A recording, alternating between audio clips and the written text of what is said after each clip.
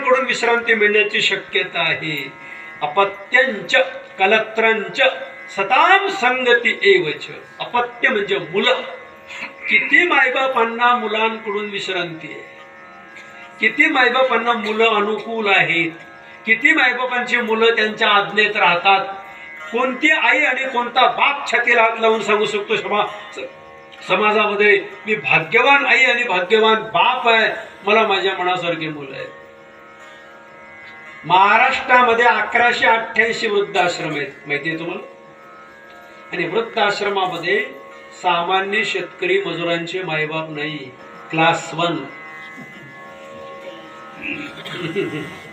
मातृदेवो भव पितृ. लहानपणी मुलगा आईवर इतकं प्रेम करतो, एक क्षण सुद्धा राहत नाही. इकडून तिकडून आला की आणि डोक्यावर 4 तांदूळ पडले, त्या तांदळामध्ये भलती जादू आहे, डोकंच बदलतं महाराज.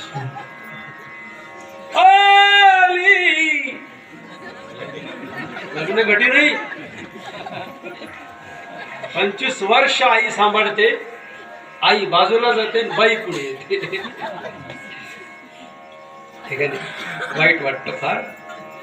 नाही, भीष्माचार्यांसारखा मुलगा.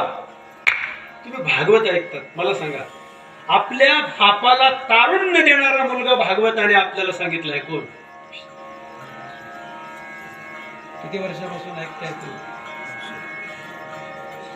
बापाने 4ही मुलांकडे पदर पसरला होता, कारण त्या बापाला सासऱ्याने शाप दिला होता. शाप का दिला? कारण माहितीये तुम्हाला, पहिली पत्नी बाळंतपणाला गेली आणि दासी गमन केलं त्या राजाने. देवयानी, मालिकेतली देवयानी नाही, महाभारतातली देवयानी, शर्विष्ठे बरोबर संग केला. राजा ययाती, महाभारतातला भागवतातला.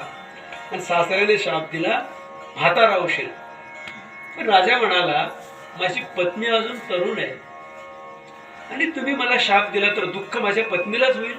सासऱ्याने उशाप दिला, तुला 4 मुलं आहेत, मुलांकडे भीक माग. जो मुलगा तुला तारुण्य देईल त्या मुलाचं तारुण्य तुला मिळेल आणि तुझं म्हातारपण त्याला मिळेल. 4ही मुलं असे रांगेत उभे राहिले. बाप पदर पसरून मुलांकडे मागतो, अरे मला कोणीतरी तारुण्य द्या. पण सांगू कुणी दिलं तारुण्य? ऐकलं नाही तुम्ही भागवतामध्ये?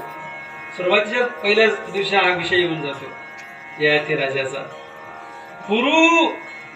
पुरू नावाचा राजा आहे तो. कुणाला बाबा, बापच मुलाच्या रूपाने जन्माला येतो. बर का, भागवतामध्ये आलेल्या एकनाथी भागवतामध्ये पित्याचा आत्मा पुत्र रूपाने जन्माला येतो. आत्मा वै पुत्र नाम असं सूत्र आहे. माझा जन्म तुमच्या कृपेने